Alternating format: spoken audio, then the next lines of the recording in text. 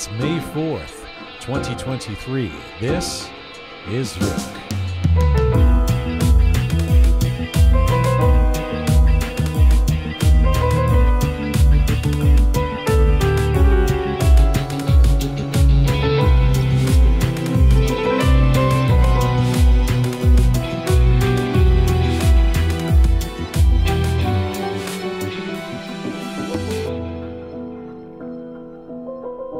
Hi there, welcome to episode 261 of Roqe. I'm Jian Ghomeshi. Hello to you from Toronto. Hello to you from Canada. Salam Dustan Aziz.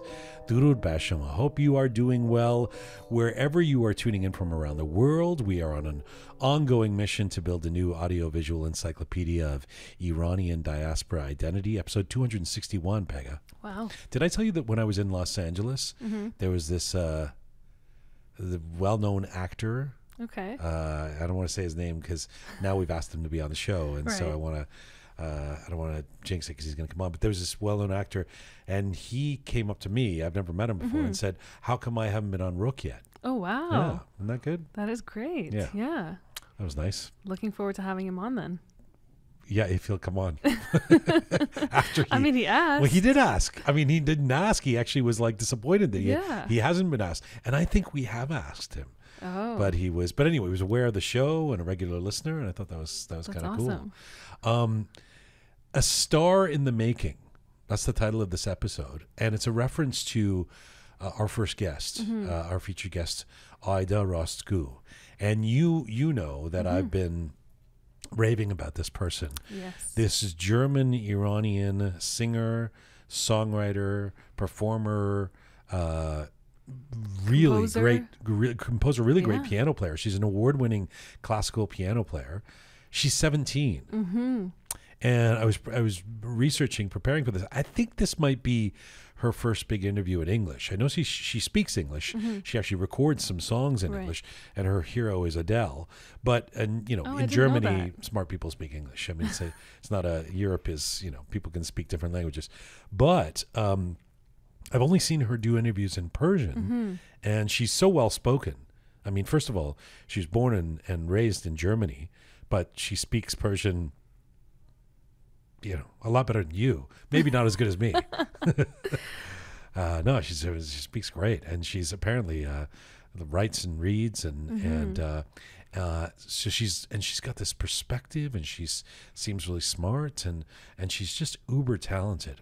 She came and did that For Iran show at the big arena here in Toronto, and blew everybody away. And she was one of the only artists that got up there and played solo, and it was just amazing. The 17-year-old who's, many people hadn't heard of, other than those who watch The Voice. Well, I was going to say, I was actually a fan of hers as I was watching that show. I kept on saying, I hope this girl wins because she's so young and she's so talented. Hard not to be a fan. I mean, Amin is great, the guy who won. We had him on last week. But Ayda, So Ayda Rastgoo joining us from Hamburg. And later in the show, Solmaz Barghgir.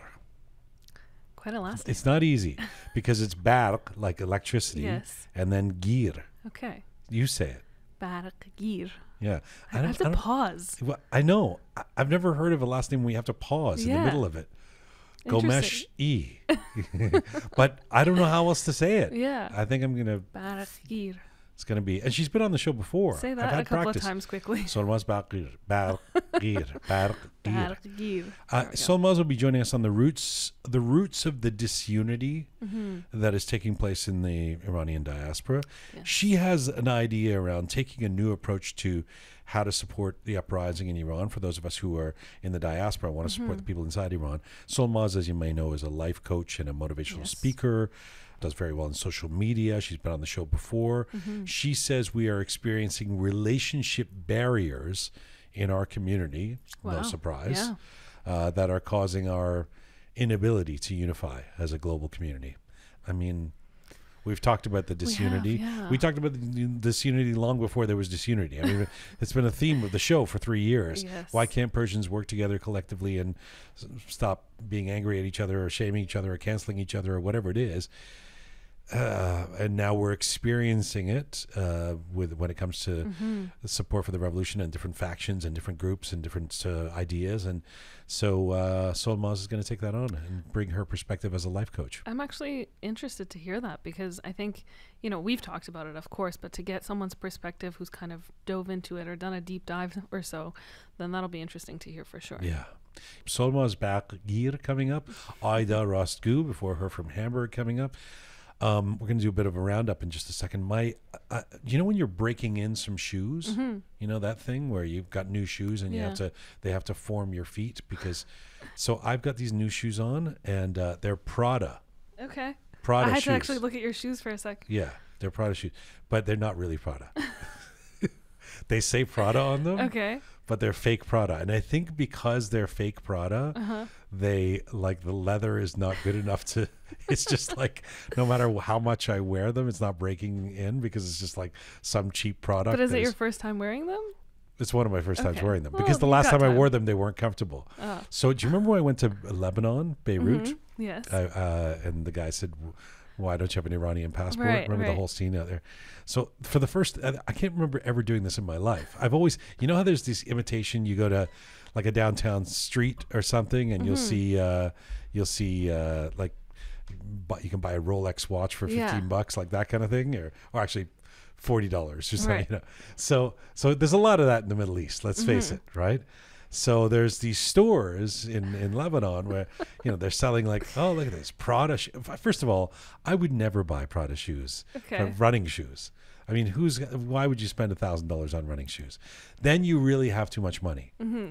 You probably don't tell me you do that. Quiet. Have you done that? I mean, I'm wearing Ghomeshi stickers right now. So.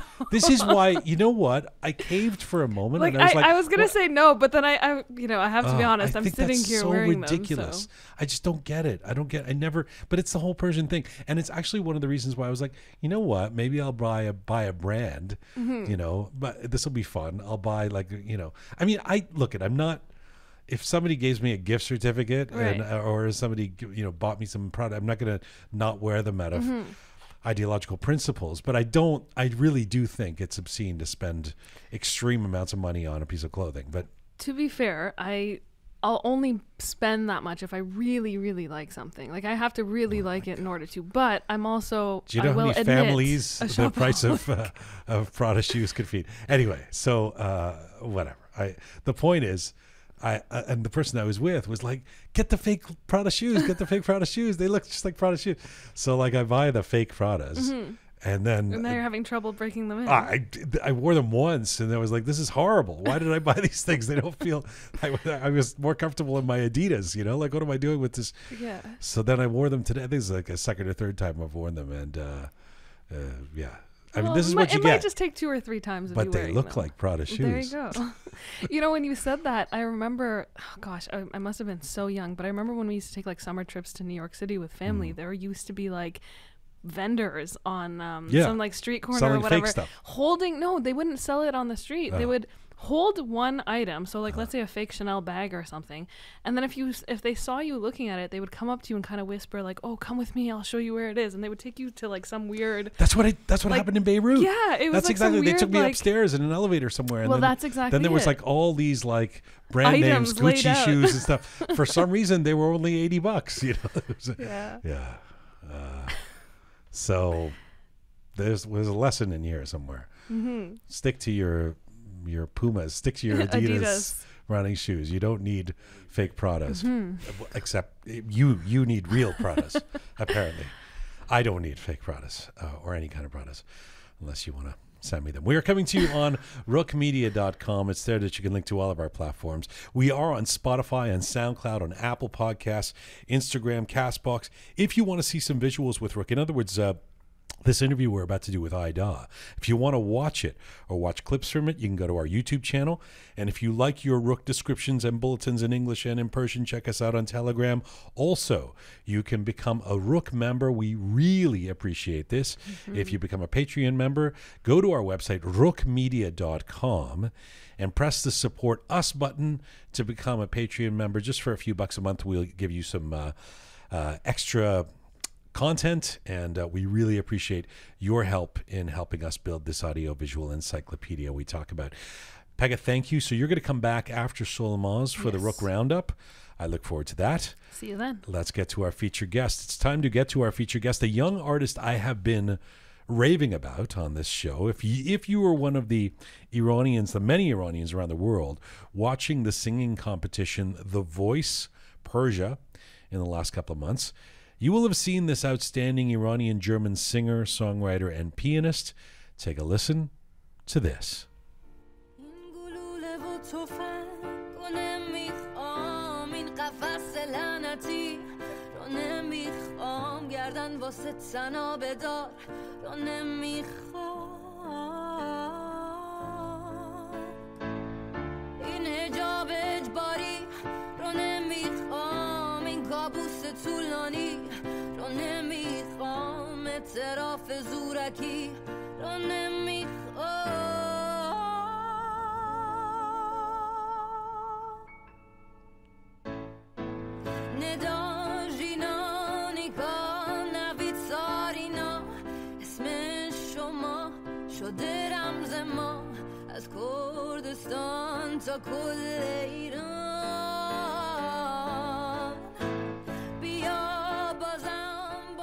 There you go.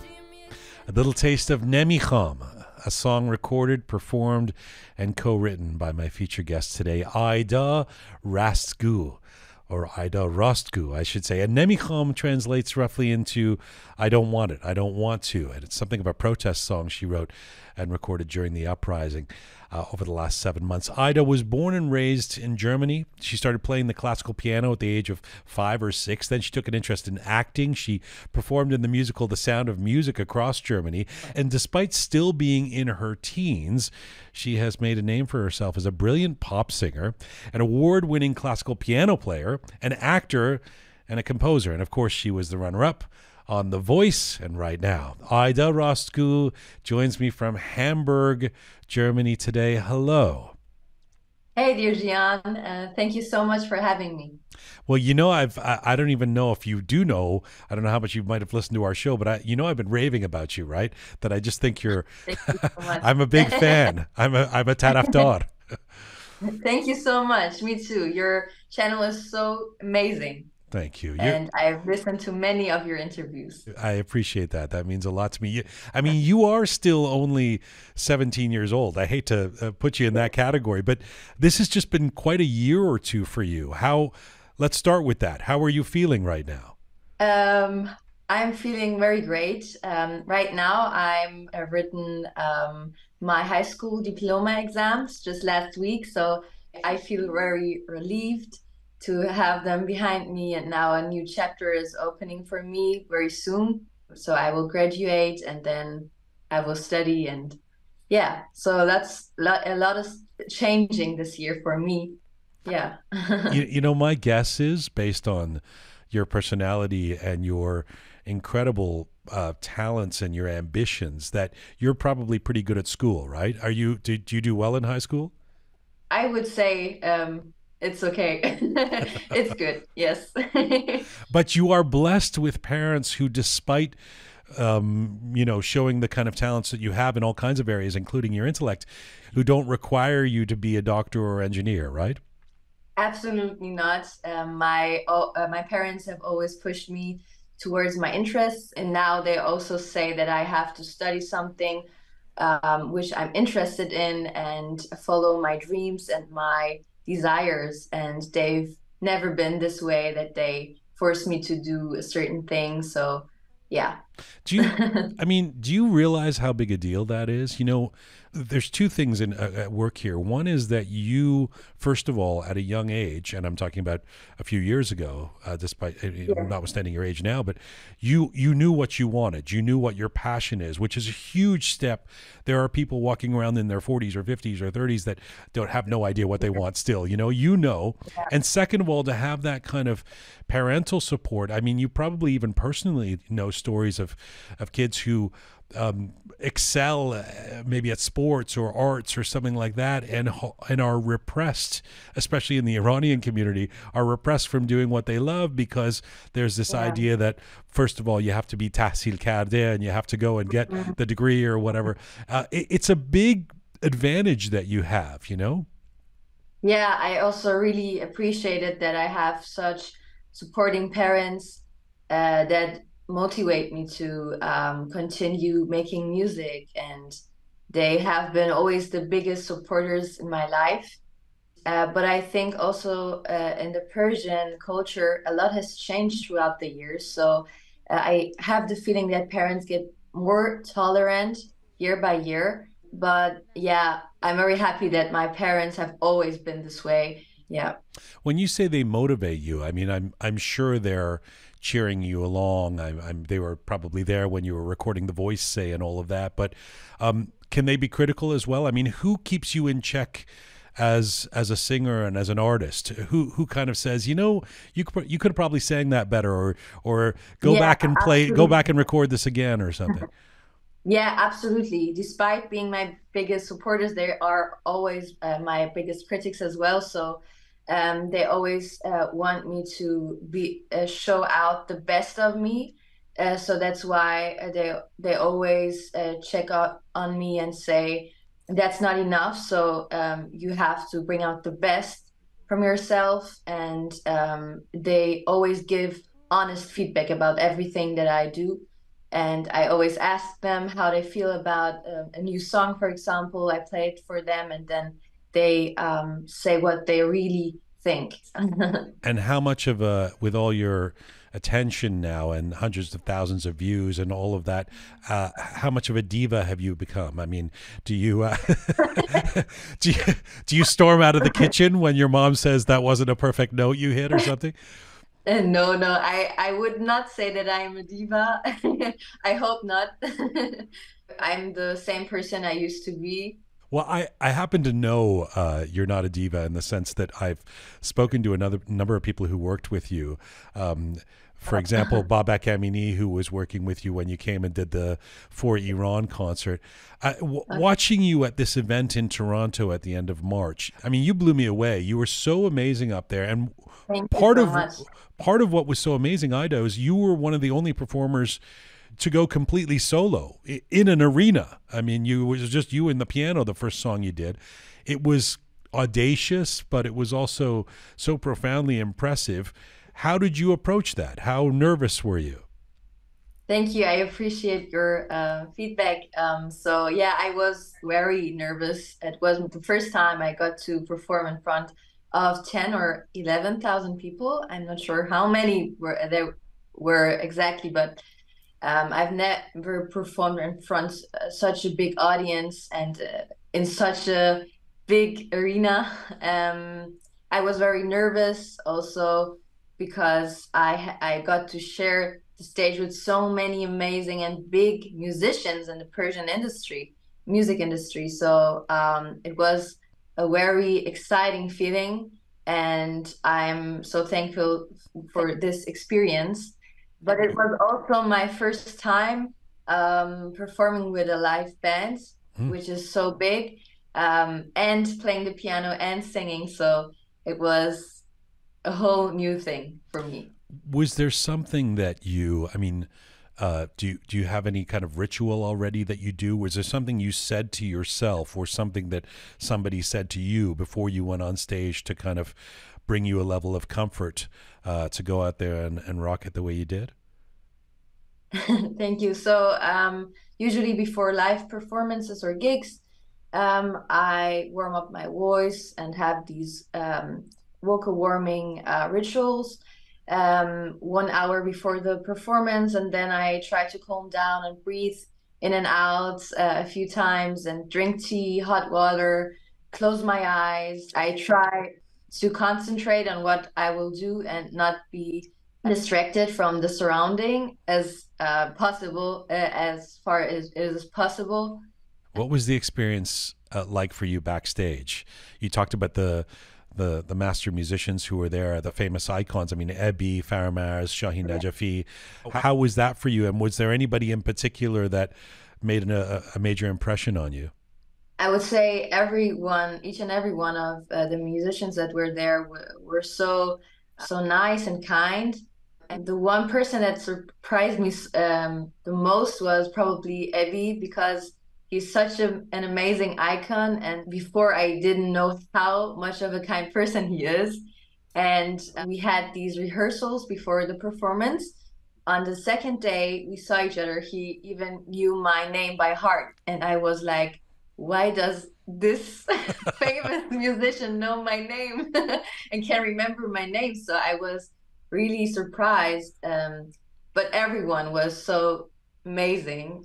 Yeah. And by the way, you could be forgiven for being a teenager growing up in the West. Like there's many who are listening right now in Canada or the US or whatever who wouldn't know Ebi's music. I mean, he's not exactly, he's of a different generation, and the hit songs might have happened before you were born, but you do know a lot of Persian music, don't you? And you probably did know a bunch of Ebi songs. Yeah, of course I know him and his music. And also so at home, I grew up with Persian music as well as I grew up with English music. So I know also the old Persian songs my parents listened to, and I grew up with this music, I would say. And so during The Voice, I also performed Gol Vaje, which Ebi sang as well many years ago. So yeah. You have an impressive amount of confidence. Anybody who's even listening to this right now or watching us can see and feel that. There are people with much more experience than you in any field who are crippled by anxiety or lack of confidence. What do you attribute this confidence that you have to? I'm glad to hear that. But to be honest, I don't know what the reason would be for that. I would just say that I try to believe in myself, because if I don't believe in myself, nobody would do. And I learned it from the early years as I started making music or performing on stage. And I needed this confidence, I would say, to be able to fight my nervousness on stage. And that doesn't mean that I don't have doubts or fears inside, but maybe I can cope with that, maybe so that it doesn't appear too much as it's in the inside. What's something you would be insecure about? What's something you would be shy about?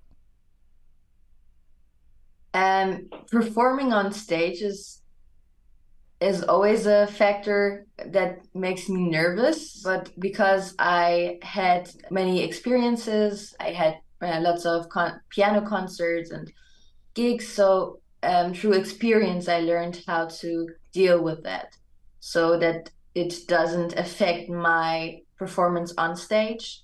But I would say playing live is one of these things that makes me a bit nervous. That's the last thing I would think of, because that's something you seem so confident about. If that's the thing you're nervous about, then what about in daily life? I mean, are you you seem like a social person. Is there anything that can throw you off? Is there anything that you if I were to say, what are you most shy about, what would you think of?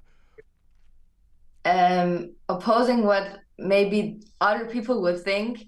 If I'm surrounded by lots of people, and so I don't like to be the center of attention in a conversation, so I always like to listen to others than having the others talk about me too much. So I don't like to be the center of attention in a group conversation or something. That's going to be a tough one, because it sounds like you're going to be the center of conversation for a long time, based on the career you're developing. I know the story that you started playing the piano and taking classes at 6 years old.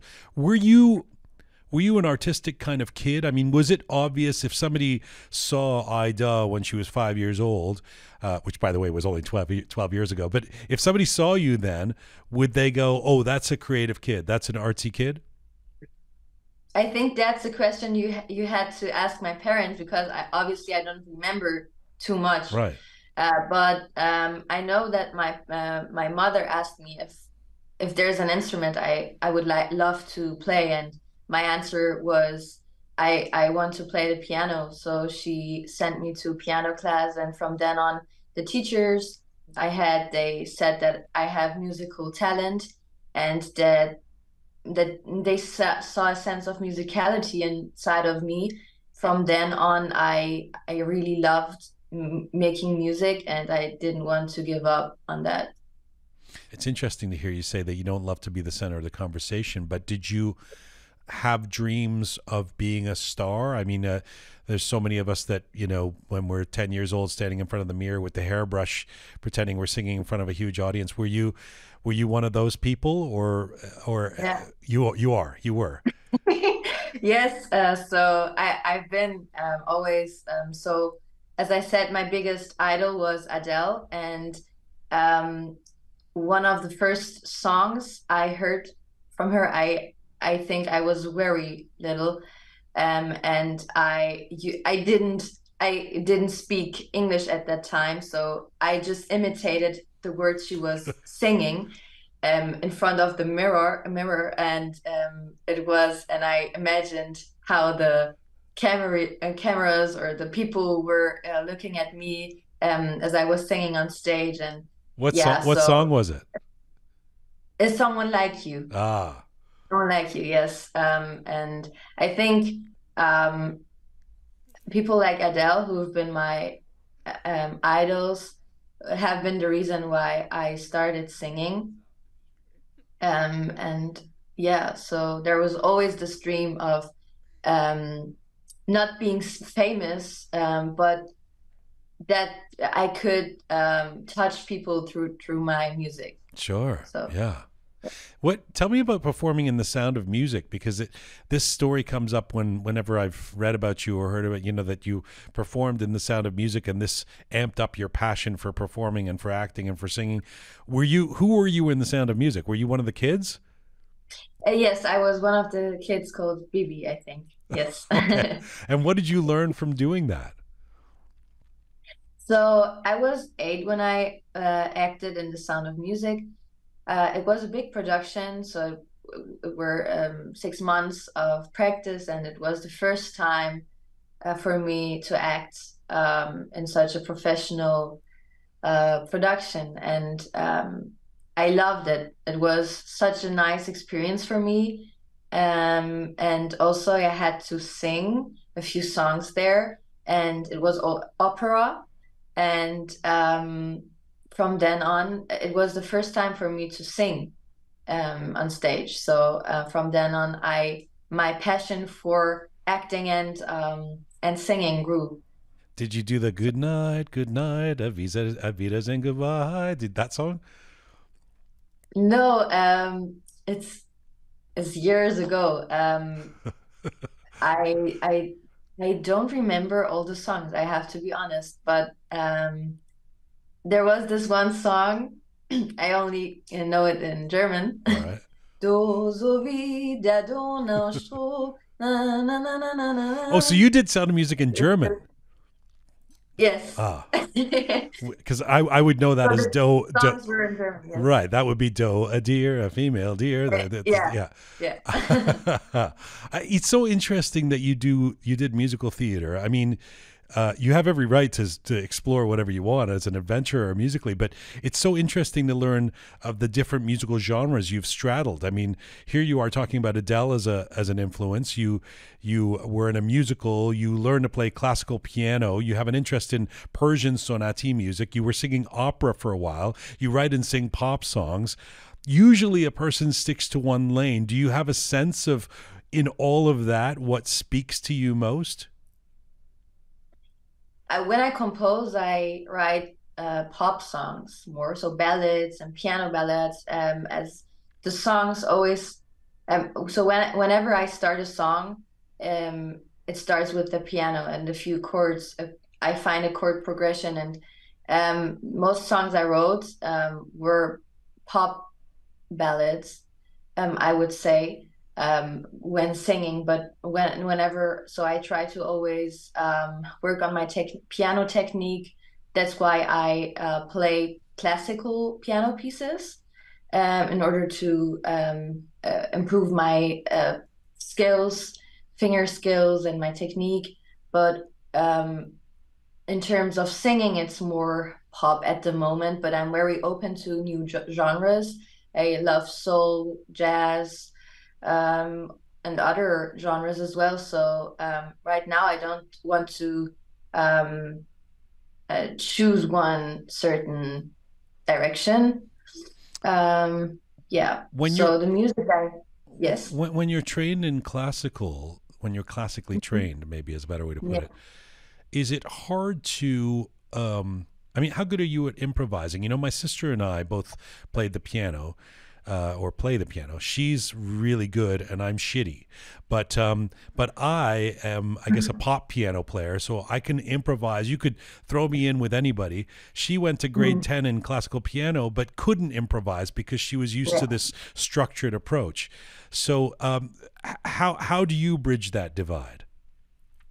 Yeah, that's a very, very good point, because I learned it the classical ways. I was always dependent on piano sheets and the notes, and I had to have them in front of me in order to play. So whenever my mom wanted me to play Happy Birthday, I was always immediately. So I used to always say I need the notes in front of me, because playing by ear was something that I didn't learn during my classical training. And there have been some teachers who said, no, just the notes, that's the only right way. So, but I don't think this way. I think as a skilled musician, you have to have these both sides, because classical music is a great foundation for your technique, I would say. But so for me, as someone who wants to really perform on stage and write songs, the improv part is also very important. But right now I'm also working on that side in order to play by ear, and yeah. Do you almost have to undo some of your classical training? I wouldn't say undo, but I know how to separate them. I would say. In other words, it comes from a different place in you. The classical piano player and the jazz or the improvisational player are two different versions of Ayda playing piano. Yes, I would say that. Interesting. It's also interesting to me that you're so steeped in Persian culture, because I mean you were born and raised in Germany, but you not only speak Persian perfectly, apparently, I've seen you do Persian interviews, but you can read and write it, which puts some of us to shame who also grew up outside of Iran. But I'm illiterate. I can't, you know. So how did you learn to do that? Were your parents very, I don't know, enthusiastic about making sure that you could read and write Persian?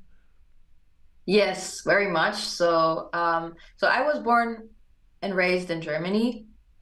But for my parents, and especially for my mother, it was very important to be able to communicate with my family inside of Iran whenever we flew there. And she wanted me to be able to read all the posters on the streets and text with my family members. So that's why for 2 years in my childhood, every night I had to write dictée in Persian. Wow. And there was not a day I could miss it. So I had to write this dictée every night for 2 years. So that improved my Persian language so much. And yeah, so my mother always worked hard to connect me with the Persian culture. And so at home, I grew up listening to Shajarian, for example, with the Persian literature. My father was very much into Persian poems and Khayyam and Maulana, and he always showed me the beautiful side of the Persian culture, which is why I wanted to, which is why my interest in the Persian culture also grew. This is amazing. I mean, so you have you have like a trilingual lifestyle in the sense that you have this Persian, what you just described. I'm imagining your schooling has been in German, right? Yes. And But since the seventh grade, I also had bilingual classes. So a few subjects were taught in English as well. right. So right now I'm also in a bilingual profile, but the most subjects, yes, they were in German. And then your performance and the music you're into and some of the stuff you write is in English. So you've got all the Yeah. bases covered. Have you been to Iran? You sound like have you visited there? Yes, every 2 or 3 years, I visited my family in Iran, and whenever I had holidays, I stayed there for a few weeks and returned. And I can vividly remember that leaving Iran was the worst thing in my life, Mm. in my childhood for me, because I always used to cry, and the last days of staying in Iran were always um, so terrible for me. And I never wanted to leave my family, Hmm. and yeah. So um, also I had to force my parents sometimes to fly there and see my family, and yeah. But now I think 4 or 5 years I've not been there So the in last time you person. went was about 5 years ago. Yes, approximately, And yes. what was it? Tehran? Where is the family in Tehran? Most of them are based in Tehran, but I also have family in Urumia, Mm. and back then a few family members were in Isfahan as well. So. And what would you say? I mean, especially as somebody who would cry when you had to leave there, what is your impression of, I mean, beyond the politics and the moment that we're in with the uprising and the regime and all of that, what is your impression of Iran? What is the attachment you feel when you think about being there? I think that Iran is such a beautiful country, such which has so much diversity, so beautiful landscapes, so many attractions. It has so much to offer to to tourists and to other people as well. So um, it for me, the fact that the people have to live under such horrific conditions in such a beautiful country with so much potential is Mm. very making me really sad. And I know that when Iran will be free, it will be the biggest tourist attraction. And the food, the culture, it's so it's so advanced. And yeah, so What about the opposite? What about being in Germany? I mean, Ida, you may know that some of us who are uh, older than you, decades older than you, went through having grown up in the West. Very difficult years being Iranian, growing up in the West in the 80s or 90s or even in the 2000s. Um, what's it been like for you being an Iranian in Germany? Well, I would like to think that it gets better over time for those in the diaspora, but has it been difficult for you, or has everybody always understood that you're not a terrorist or a mullah or something like that? when I was in another city, and right now I'm in Hamburg, but I used to live in a smaller city in Germany. And the primary school I was in was not so tolerant towards foreign people. My class teacher and some of my classmates, although they were 6, 7, 8 years old, they had parents that taught them that no, foreigners are not good. And I can remember that some of them used to tell me, your mom she doesn't know the language and blah blah blah. And from early on, I got the feeling that how I wouldn't say racism because it was not so. The experiences I made were, how do you say that? Not so terrible, but I got the feeling what a view of a person without another cultural background viewed me. How hard was that for you? it was really hard because I had the feeling I didn't belong there. And as a child, you can't really categorize these things and know what problem they have. I just couldn't understand why they are thinking like that. But I left the school, and also now that I moved city, and I live in a big city, the people are really different. And I think that throughout the years in Germany, there are more people of multi-ethnic background, and I think the tolerance also grew within the society. And now things are really getting better, I would say.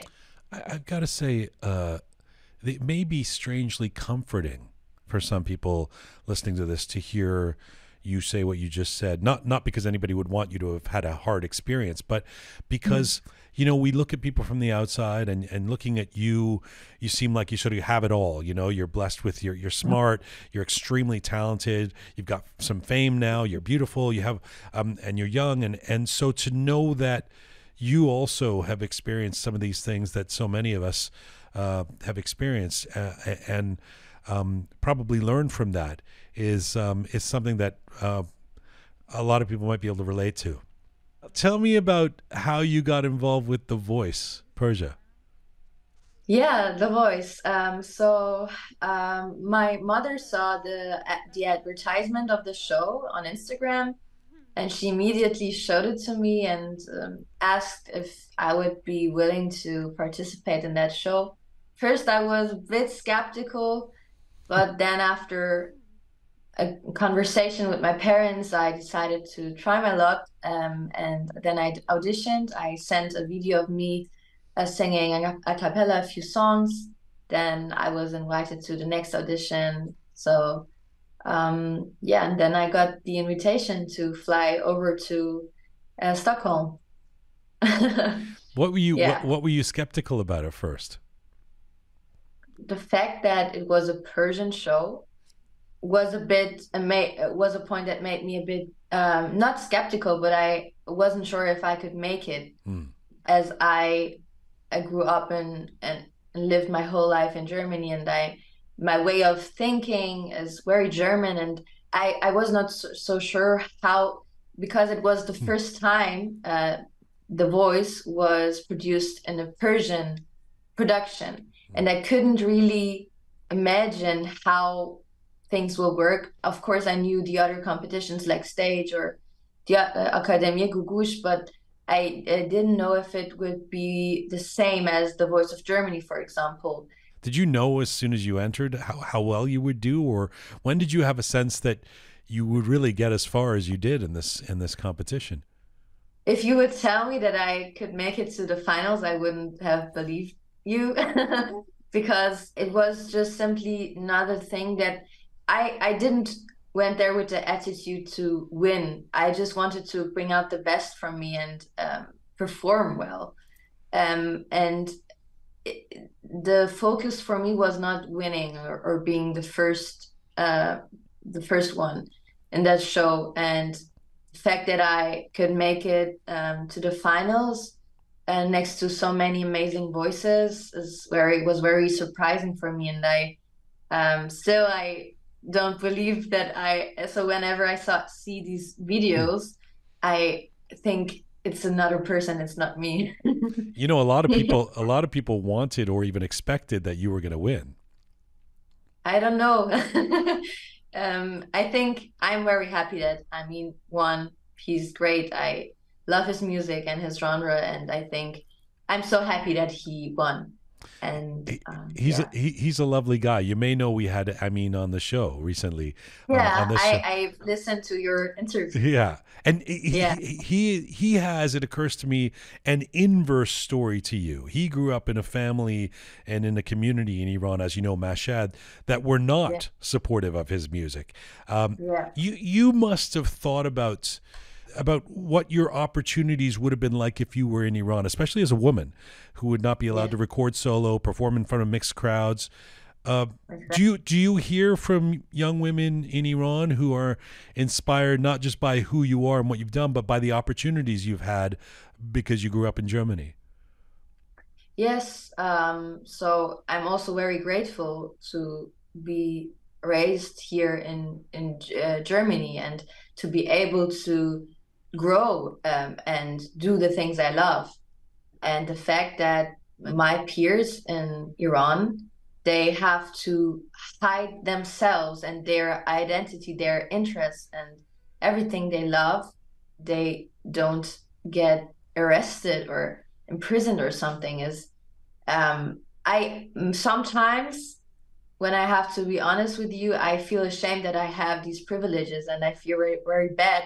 Of course, it's not my fault that I was born here, but if I compare our lifestyles and the circumstances they face that I don't have to face here, it's making me sad, and I know a few girls in Iran that are making music, and I they are such an inspiration because despite all the hardships, they do what they love and they continue and they don't give up.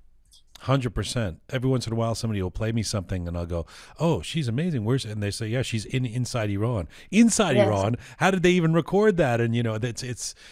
it's quite amazing. That song that we played at the top, Nemikham, I mean, it has millions of views now on Instagram and on in social media.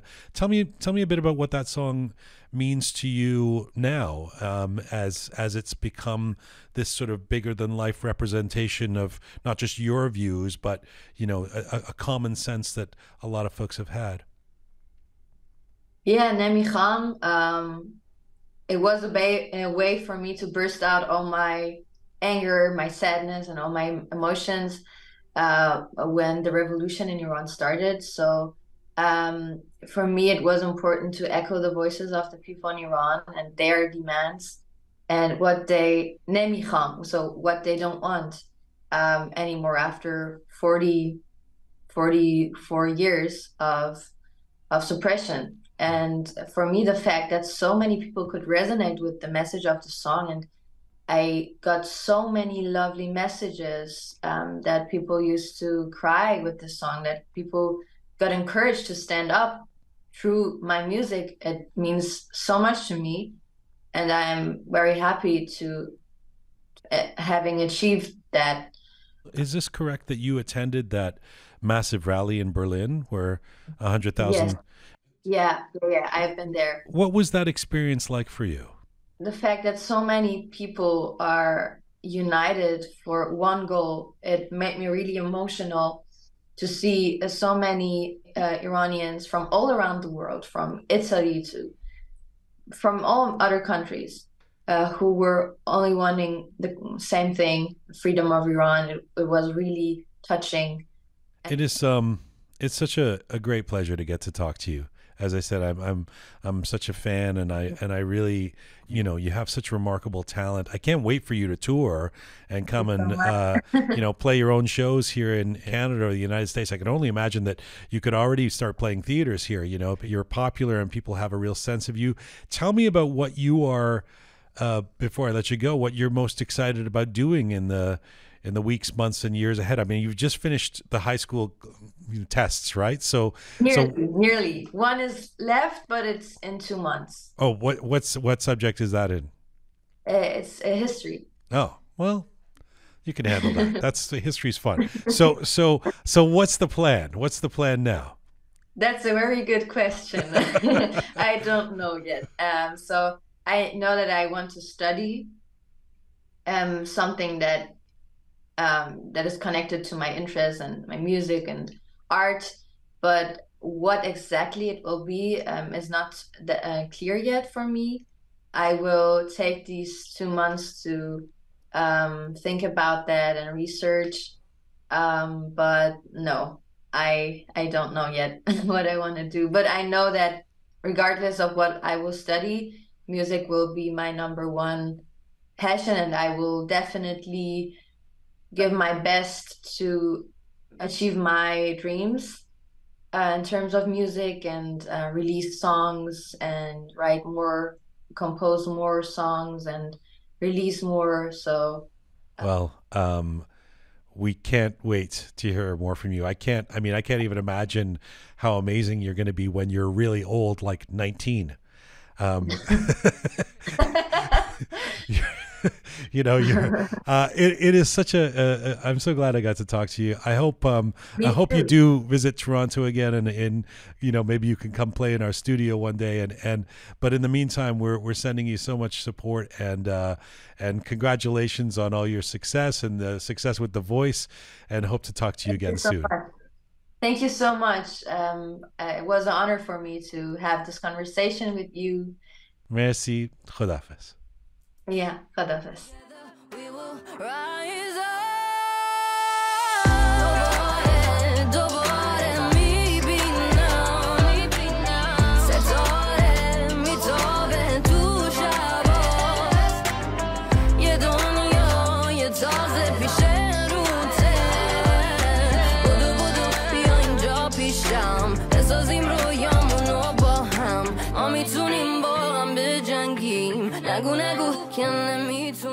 This is Roqe, episode 261.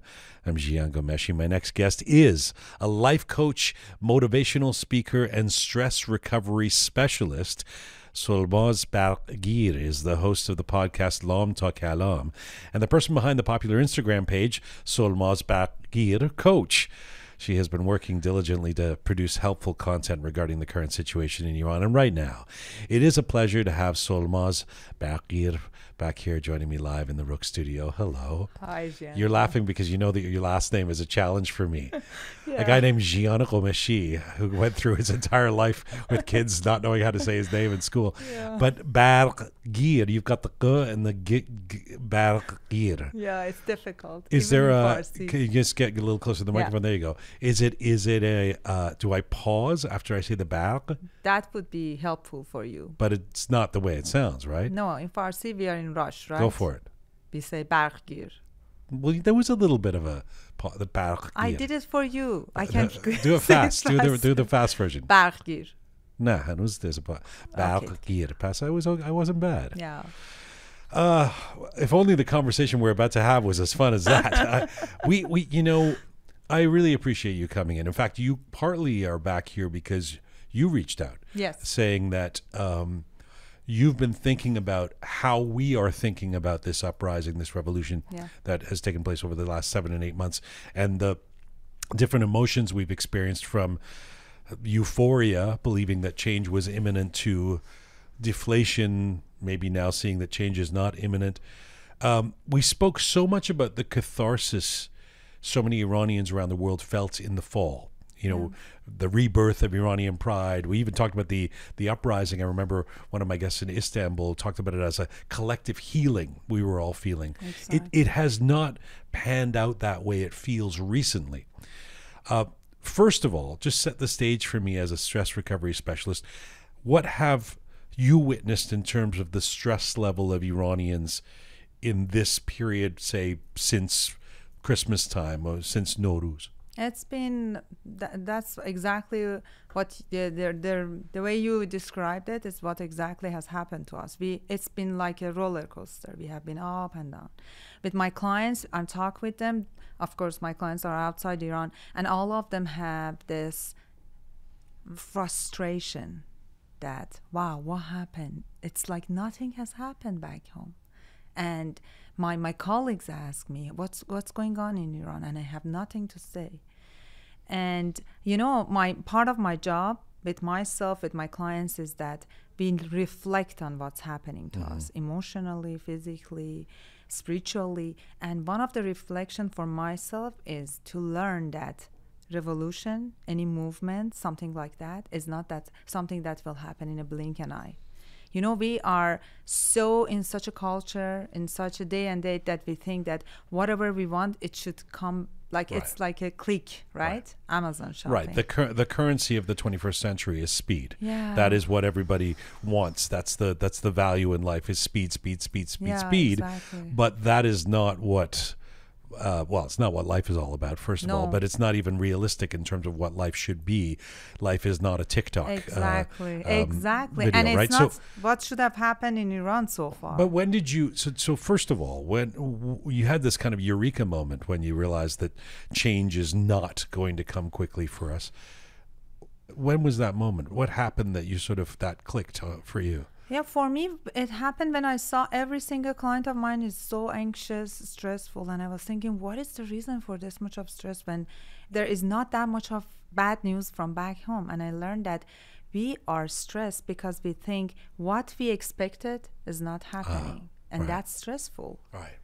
Right? For our mental health, we think that, oh my God, we had that many people been killed, injured, blinded for nothing so far. Yeah, isn't it interesting that we know we had people saying to us, academics, people who've studied revolutions, wise elders saying to us all through the fall, these things take time. No revolution very rarely happens overnight. Even when it's perceived to happen overnight, like in 1979, it was percolating for a year and a half, etc.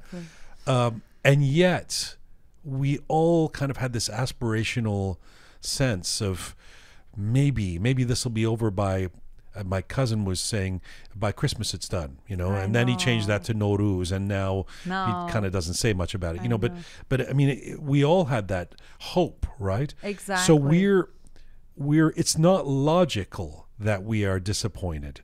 We're disappointed because it was our far-fetched hope that wasn't realized, rather than a realistic view of how many steps this is going to take. Yeah, I know we were on top of the roller coaster, first off. Second, the human nature is kind of that we forget what we have learned. How many times you have thought that I'm going to go on diet, not you, any other clients. That works for me too. Yeah, going on diet, gym, you go for a week and you're like, nothing has changed, and you quit. Right? Add to it lots of pain, lots of misery. So it drains people's energy. But there's something else too, and it's something that is the crux of what it comes down to for you in terms of what you want to say today, which is that it's not just that, I don't know, that there hasn't been profound change in Iran in terms of the toppling of this current government or regime.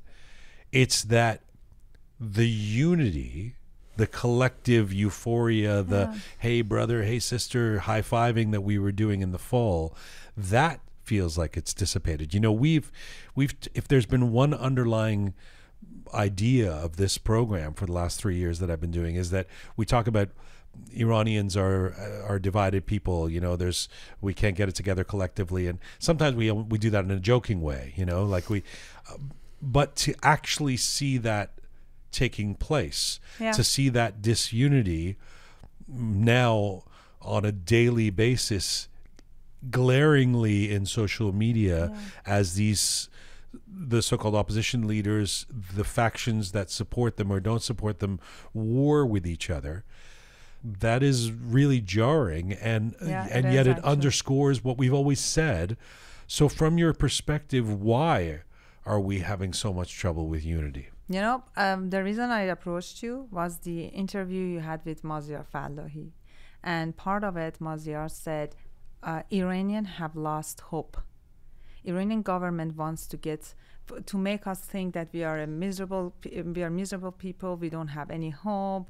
They want to kill our morality in a way that we can't breathe. And I was like, wow, yeah, exactly, that's what it is. We need to know that hope is something that comes from within.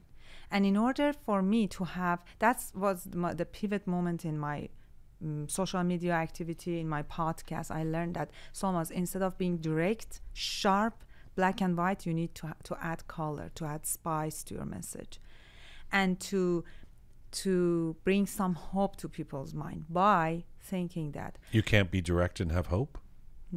I couldn't, because Why people not? were so miserable. Everyone was so hopeless. They didn't want to hear me from my point of view, from the perspective I was looking. So I changed my perspective. I took at the From my point of view, I learned that, okay, we need to learn how to be kind with each other. In order for me to be kind with you, first I should learn how to be kind with myself.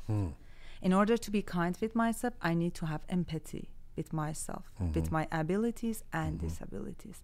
And for that, I need to have a strong, solid self-esteem. What, for the last 40 years, have been killed in Iran.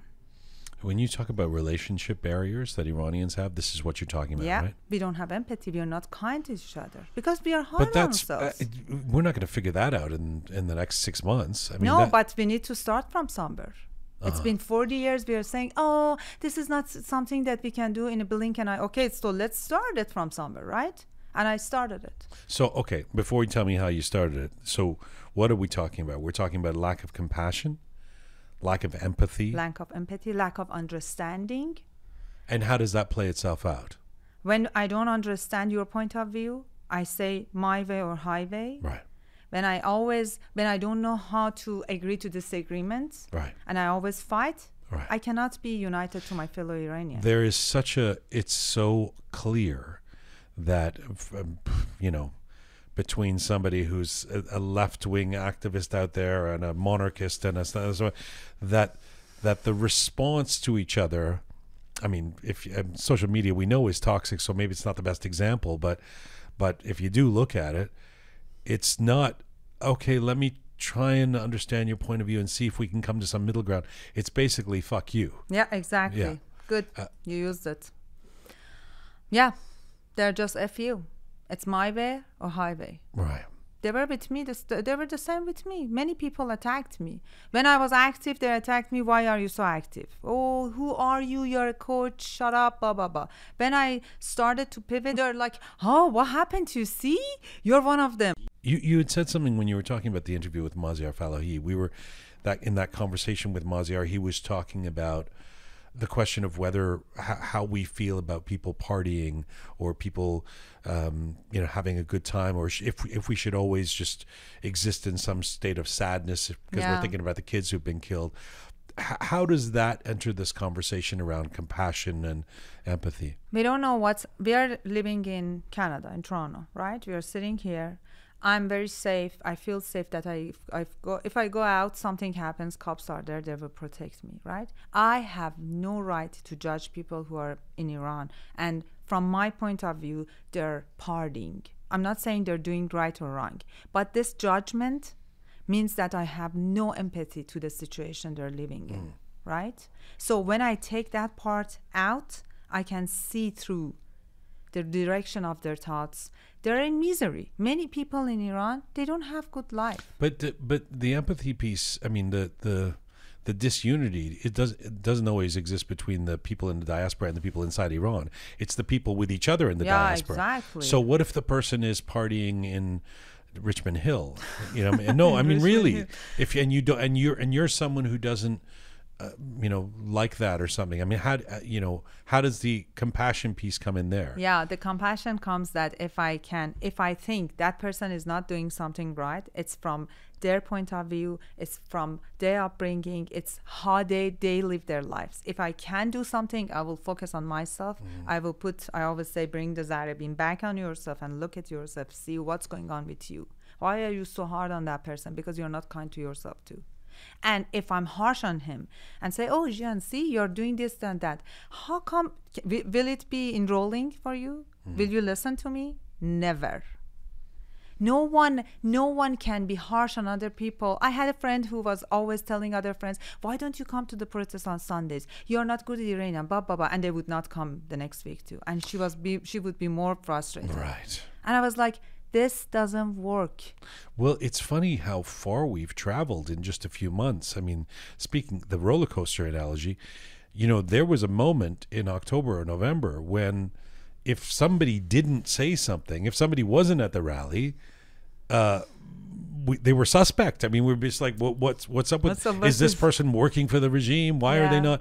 And now, I mean, I've had some feedback on this program. Why are you still talking about the situation in Iran? It's, enough already. I mean, it's almost like we've completely gone the other direction from where we were just at Not 4 or all 5 of months us. ago. Not No, of all course of not us. all. And there's still some demonstrations taking place, and there's people Yeah. on hunger strikes. But it's certainly a different social expectation now. Yeah. Yeah. You So, know, and Jian I'm Ghomeshi- guessing you could not say to anybody right now, why are you partying? In the Iranian diaspora anyway, they'd say, well, I you think know, from day one we shouldn't have told anyone why are you partying, because the person whose belief is not to be there for their fellow Iranian back home, being there, being present in protest means nothing. No, but I disagree with that, actually. I'm going to put myself out there on that because I think it wasn't, or it isn't helpful in the moment when people are being executed. Yeah. It feels disrespectful for let's have a gala and eat, you know, fancy foods. Oh, and that's yes, for sure. I was talking about what they're doing at their homes. Yeah, absolutely. that- Sure. That's the part where I was sort of like, no. okay. Yeah, you're right. Although No, I no. never was totally on board with the, you know, I think we can play concerts and turn them into efforts to support the people in Iran, all that. But the sort of, you know, celebratory that's- material excesses. Yeah, there's that a was- I time was and totally place, against and not it. when people are being killed. Yeah. But yeah, I mean, it's that part was like someone is in funeral and is dancing. so right. It Yeah. was Feels exactly like right, that. Right. Like, you want to do something, get out of So my sight. how do we redirect things now? I Yeah. mean, if somebody says right now is listening to this and is a little confused and going, okay, well, empathy and compassion and you be kind to each other, yeah, okay, but if I want to help the people in Iran and my idea is this and that, or supporting this person, Yeah. what am I supposed to do? You're telling me I shouldn't be chanting, No, you know, you the can name of chant. my leader or whatever. We can chant and everything. In our culture, there is something about being so demanding. Instead of making a request, we are demanding the other party. And that demanding creates a interactional barrier. Meaning that when we call it in Farsi, talabkar ya mutalebegar. Talabkar is the person who says, oh, you should do it, this is your... blah, blah, blah, blah. And it's not enrolling, Jian. It has much of anger. We need to learn this. And that's why I added some part in my content, in the videos I put on Instagram. It's the part of videos, if you pay attention, it's mostly about kids. Kids are talking to each other, mothers are talking to kids, because I learned that, instead of being direct and harsh, I can go from down there and talk to people's inner child. The part that is so angry doesn't let us to move forward. And the government is throwing the seeds of anger, of just cutting the tafraqe. I don't know. How's it doing that? By bringing, this person being founded by that organ, that's stuff like that. And Sowing the seeds of the disunity that disunity. Yeah. Right. And what's happening? We judge each other without even having any facts. We are emotionally reacting to each other. Yes. Right? Yes. And we are always talabkar. We're demanding it. That's what has happened for the last 40 years.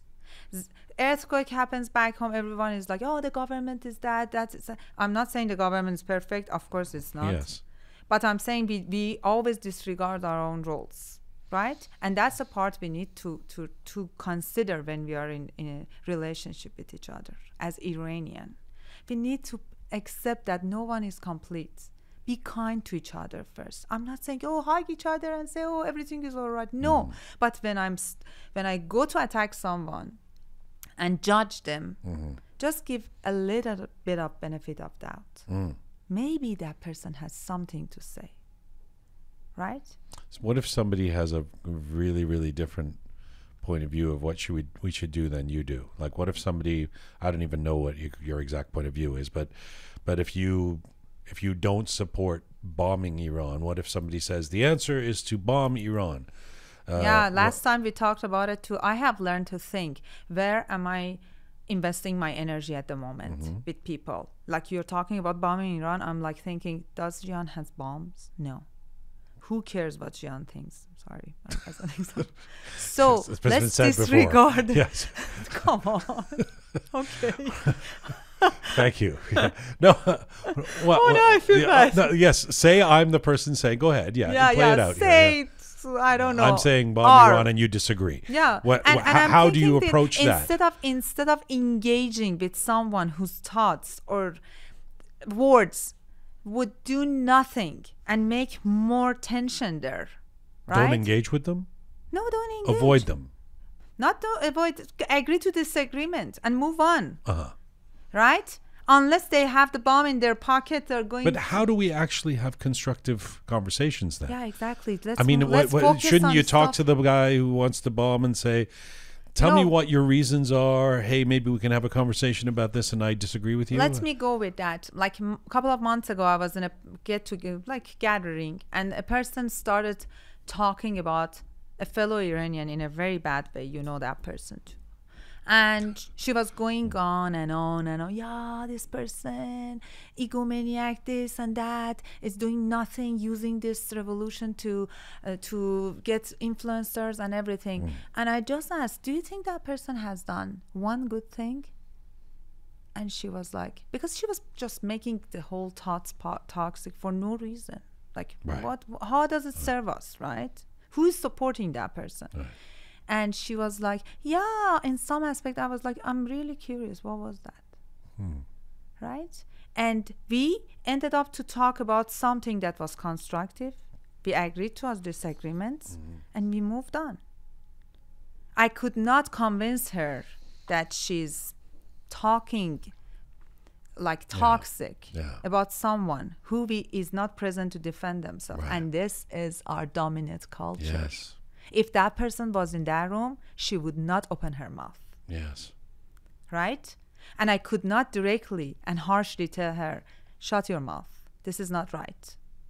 We don't talk about each other when someone is contributing. It's the Iranian version of it's the cancel culture, you know, like, but I mean, it's so clear to me as you're talking about this that the roots of it are anger. Somebody's disappointed, angry, frustrated with the situation, and they're lashing out to blame to find a scapegoat, right? Yeah, and nobody is complete. Nobody is perfect. No, none of us are perfect. We just need to accept that. If I accept myself that I'm not perfect, and I'm trying my best to get better every day, one step, I will not attack you when I see something is wrong with you. Yeah. And that's what we need in our relationships as Iranian, outside Iran, inside Iran. Jian, I put several filters on my ears. I hear stuff from people, not my clients, of course, my friends back home here and stuff. And I always think, Solmaz, does it serve you? Does it help you? If it doesn't, disregard it. Move on. And this is what the roller coaster of Iran's movement taught me. Because I aged, honest to God. During that 6 months, I aged 10 years. I have never felt like that, Jian. Never. And I learned that I should reflect, get the lessons, move on. And I'm teaching my clients, your stress, find the root of your stress. Don't fight with it. You know, the saddest part of what you're saying is there were some people. Actually, I have this Iranian friend who we had a disagreement early on after the killing of Mahsa Amini, and when all the demonstrations were taking place, even the huge one here in Toronto, and she wouldn't take part in it all. She's Iranian. And she said, "This won't get anywhere. I don't want, and I don't want any part of it. I'm too chastened, too dispirited by the last 4 decades and the way Iranians are, that I don't think that there's any." And I, 6 months, 7 months later, I mean, I think that was a healthier position to take. For herself, not for Iranian. She didn't Iran. age 10 years. Yeah, right. But it's if you so go back, sad. But because I disagree with not being part of the demonstrations. But okay, but maybe she wasn't wrong. I mean, look at where we're at right now, right? Let me go back to my statement and complete it. If I go back to September, knowing that I will age 10 years, I still will do every single thing I did. Yeah. You know why? Because thinking that nothing major will happen right now, so I'm not going to be part of it, it's like thinking that, oh, this ice cream will melt, so I'm not going to have it. Yes. So no.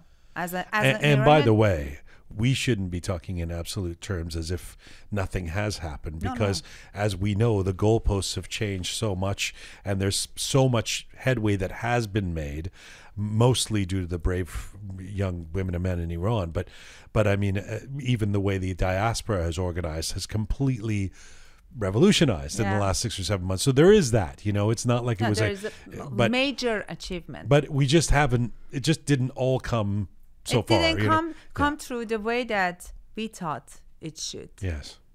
Right? It hasn't come through the way that we thought it should. And because we need to work on ourselves, to be united, to be all together. Everyone agreed to disagreements. Honest to God, we should stop judging each other. Something that a realization I came to last weekend, my eureka moment. I was going to save it for an essay that I'm going to do, but I'll tell it to you right now. Thank you, I'm honored. At the end of the hopefully,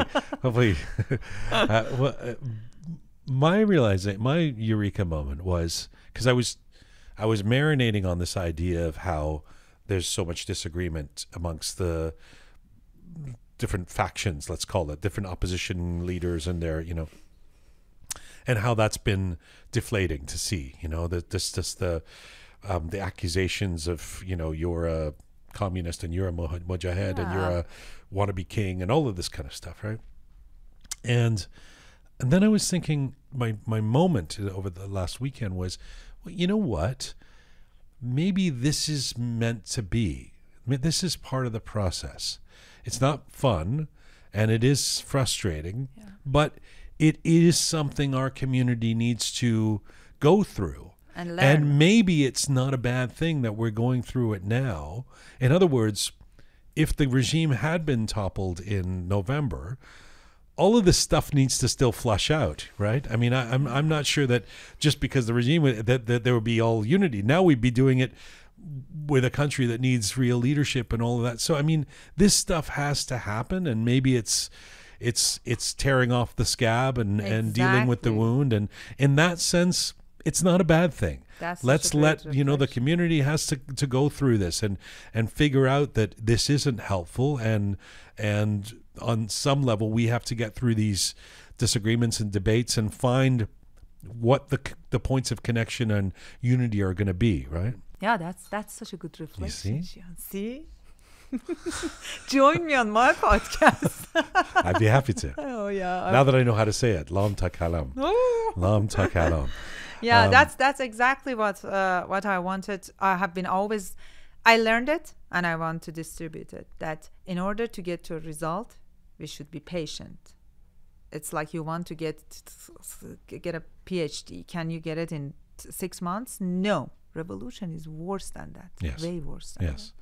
Worse than a PhD? How can anything be worse than a... Oh, my God. Thank you. My pleasure. It's always a pleasure to see you. Oh. Merci.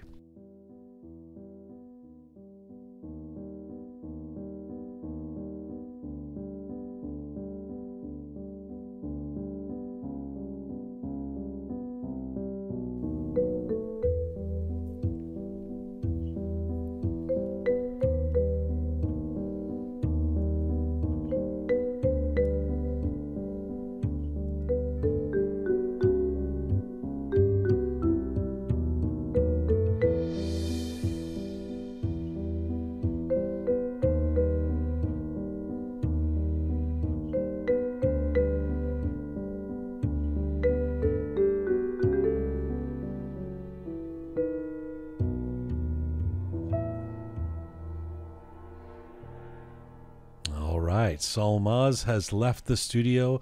Pegah has returned into the studio for the Roundup.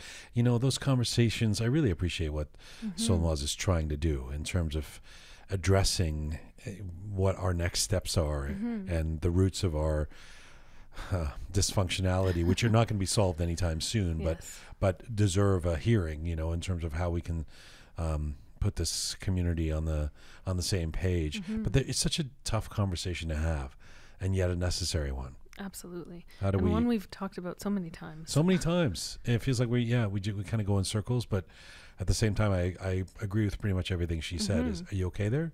Your computer went off? No, it's okay. And you're fine. All right. Low on battery, but we're good. I wanted to do to get to the roundup as we go into the roundup here before we end the show. I wanted to give a shout out to these three Iranian journalists, three women who are still currently in prison: Nilufar Hamedi, Elahe Mohammadi, Nargis Mohammadi, who have been named the laureates of the 2023 UNESCO Guillermo Cano World Press Freedom Prize. This is following the recommendation of an international jury of media professionals. This just happened in the last couple of days, and it's deserved and kind of a big deal. Do you want to tell us a bit about this? Yeah, absolutely. I mean, just to refresh everyone's memory, Nilufar Hamedi was the journalist who actually broke the news of the killing of Mahsa Amini. Right. And then a little bit later, it was Elahe Mohammadi who reported on Mahsa Amini's funeral. Now, both these individuals have been imprisoned since. So that's way back in September, and they've been in prison since then. Right. And then, of course, Nargis Mohammadi, who has been a journalist for many years and has worked on, many stories like this and has written for some of the more reformist papers in Iran, is currently serving a 16-year sentence in Evin for simply doing her job.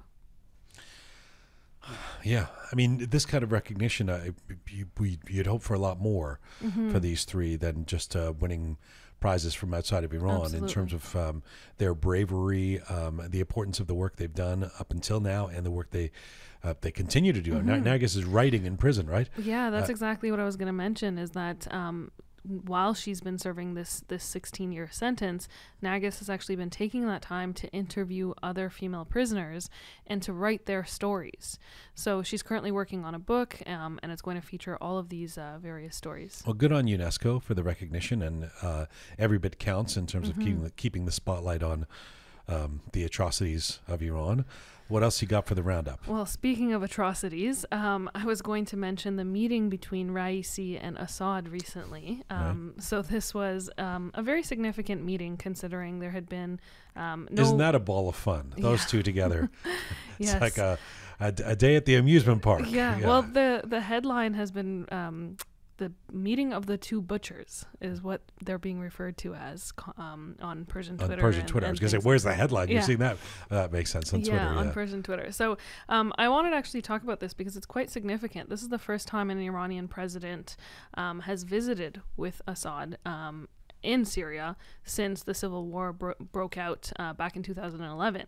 And in Syria. In Syria, yes, exactly. And this is even more important because the Islamic Republic has, mentioned numerous times that they want to play a key role in rebuilding Syria, I guess. And so this just solidifies that. And then, of course, we have the entire dynamic of Saudi Arabia and this new brotherhood, if you will, with the Islamic Republic. And of course, Saudi Arabia and their kind of behind the scenes relationship with Assad as well, and trying to normalize that relationship within the rest of the Western world. So very, very significant. It's pretty naked to see this, right? This is the Iranian government, the regime, if you will, on a campaign of consolidation and cooperation and coordination with all of the dubious countries around Iran, right? One by one, reaching out to, there's Saudi Arabia romance, as you say, and Syria, and very overtly so. These meetings are not happening behind closed doors, right? Very much out in the open. Right. And again, I think it's also reiterating this kind of united front that they're trying to present against Israel. We've heard that from Assad. We've heard that from the Islamic Republic. So also solidifying that. Not just that, but there was some news breaking today about a coordinated effort to militarily threaten Israel with all these countries together. The same thing as you're saying. Right. It's nothing new, but it is new in how overt this all is. Yeah. Yes. What else you got? On Saturday, there was a rally in the UK.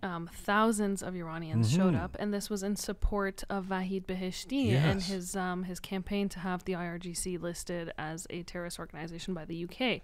Vahid, of course, was, sorry to interrupt, Vahid was on our show about a month ago. He is the UK, also a journalist, actually, an activist who has been on a hunger strike outside of the UK Foreign Office when we had him on the show last month, it was for 43 days to try and pressure the UK government into putting the IRGC, as you say, on the terrorist list. It's now 70 days or something. I think right? so. Yeah, 70 or 71 days, something like that. And you're really starting to see his health deteriorate.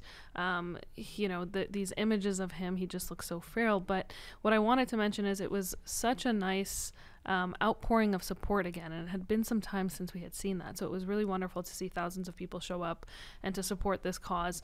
And not only did we see this in London, but we actually saw rallies in so many other places. I know there was a couple here in Toronto, Montreal, Vancouver, Berlin, Paris, Milan, just to name a few. And again, same thing, to see that support and to see people come out and echo that sentiment, it was wonderful. Really good to see. I hate to say it, but there was also, I saw some videos of people arguing against each other, or people protesting against some of the protesters, different camps. So back to that disunity piece. Yes. And you've got a viral video to talk about, right? I do. Actually, on that same note, there's a video that's really making the rounds, I guess, and it's by a gentleman. I think his name is Arash, and his Instagram is Oso Arash, if I'm not mistaken. But I thought it was so well done. It's just kind of this short one-man skit, and the video is it shows kind of three characters, one representing the Islamic Republic, one representing kind of supporters of Reza Pahlavi, and then one supporting Hamid Ismailion. And it just shows the back and forth between these individuals.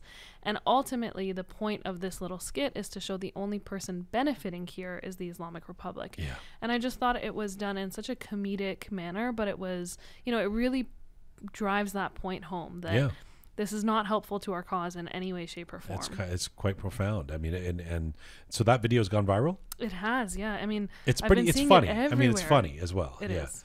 The guy, I mean, they're bickering at each other, exactly. And it's funny sad, because it rings quite true for what we're experiencing. All right, let's end the show talking about one of our favorite places, Sydney, Australia, which happens to be a city that is one of the largest audiences that listen to Roqe. Mm-hmm. So there's a big Persian crowd in Sydney, Australia, because I think it's our 7th or 8th biggest city actually listening to us, even though it's on the other side of the world. Shout out to Australia. Yes. What is happening in Sydney? Well, there is a very exciting Persian film festival taking place in Sydney, and this is actually their 10th year running it. Wow. So to echo that point of the fact that there's a large community, there definitely is. They've done this for 10 years. The film festival has been running since April 26th, and it runs through until May 7th. And this year in particular, they're commemorating the Woman Life Freedom Movement and celebrating the many years of resistance in Iranian cinema. So what they're actually doing is showcasing a lot of films that were banned in Iran, which I think is amazing to have people be able to see that. So if you're in Sydney or anywhere close by, if you can get on a plane, to or Sydney, that. Khosh bahalet. Yes. With your fake Pradas. Full circle. If you were listening to the beginning of the show, you got that reference. Thank you. Thank you. Good. Happy days to those of you in Sydney. That was pretty good, Roham. You almost had it there. He's playing me out. Merci, Aghay Roham, who's behind the soundboard there. This is Full Time for Roqe for today. Thank you, Pegah. Thank you. For all things Roqe related, check out roqemedia.com, our website that has all our previous episodes, all of our funnies, all of our videos, all of our different programming, including the Contemporary History of Iran series. Thanks to the amazing team who make up Roqe Media, talented Anahita, smart Pegah, super Parisa, savvy Roham, and bearded Omid. Thank you to all of you out there for supporting us and sharing our content. Please subscribe if you haven't done so already on any of our platforms or all of them. You can find me on Instagram at Jian Ghomeshi. Find the show on Instagram at Roqe Media. And as ever, in the meantime, Mizun Bashin.